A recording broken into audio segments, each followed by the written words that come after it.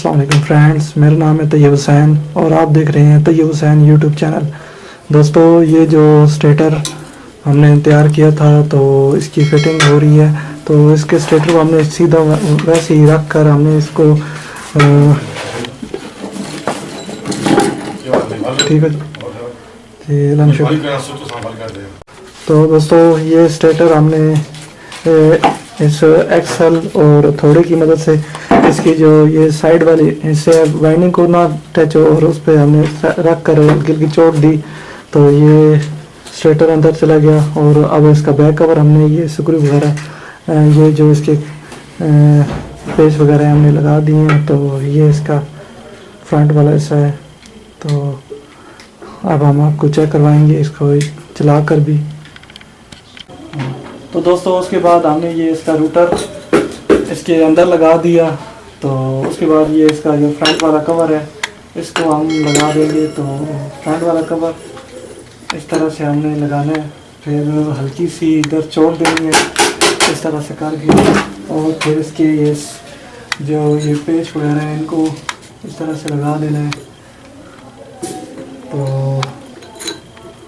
ये सारा काम आपने बहुत ध्यान से करना है कि कोई वायर वगैरह वाइंडिंग जो है इसकी जो स्टेटर है वो बॉडी के साथ अटैच ना हो। इससे ये ख़तरा होता है कि ये पंखा वगैरह शॉर्ट हो जाता है। तो कोशिश कर लेनी है, एहतियात से इसे बंद करना है। यहाँ को आपको लगता हो भाई यहाँ चांस है वाइंडिंग का अटैच होने का बॉडी के साथ, तो आप ऐसे करें, कोई पेपर वगैरह लेकर उसे वहाँ रख दे ताकि ये बॉडी के साथ अटैच ना हो। तो ये कुछ ज़रूरी बातें होती हैं। तो फिटिंग के बाद फिर हम इसके कैपेसिटर वगैरह लगा कर भी चेक करेंगे। तो ये हम स्क्रू इसके टाइट हो गए हैं। पहले हम इसको चेक कर लेते हैं कि पंखा हमारा जो मोटर है पंखे की चल रही है या नहीं चल रही, क्या कहती है। तो दोस्तों, ये जो ब्लैक वायर है ये स्टार्टिंग की है। तो ये हमने एक कैपेसिटर के साथ लगा दी, और ये जो रेड वायर है ये रनिंग की है। तो ये भी हमने इसके साथ लगा दी कैपेसिटर के साथ। तो ये जो 3 वायर स्पीड है, 1 को 2 3, ये 3 स्पीड बन गई हैं। तो अब हमने करना ये है कि एक हमने एक स्पीड पे लगानी है और एक हमने इस रनिंग पे लगानी है। स्टार्टिंग से लगाने से पंखा जल सकता है, तो कोशिश करें कि रनिंग वाली वायर पे लगाएं। दोस्तों, अब हम इसके पार को यहाँ लगाकर इसको टाइट कर देते हैं। तो ये हो गया पार टाइट ऊपर।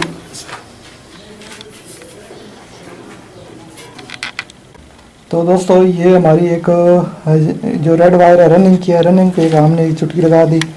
और ये हमारी फर्स्ट स्पीड है, तो हम एक फर्स्ट स्पीड पे लगा देते हैं। अगर आपके चक्कर में कोई गलत चल रहे हैं तो आपने सिंपली करना ये होता है कि ये रनिंग वाली वायर लेकर इधर कैपेसिटर के साथ लगा लेनी है और दूसरी को इधर लगा देना है इसके कॉमन के साथ। तो आपकी चक्कर की रोटेशन जो होती है वो चेंज हो जाती है। अब पंखा तो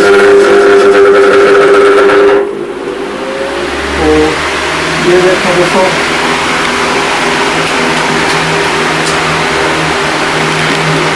दोस्तों, ये हमारी फर्स्ट स्पीड होगी। अब हम इसको ऑन करेंगे। ये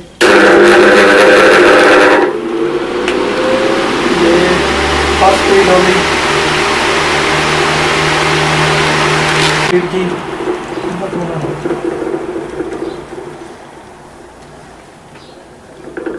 ये हो गई सेकंड स्पीड।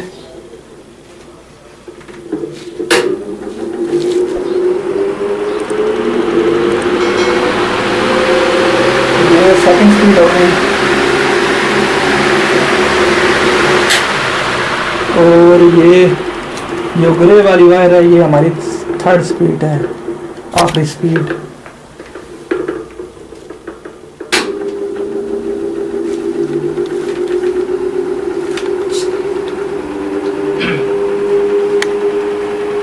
तो ये हमारी आखिरी स्पीड है।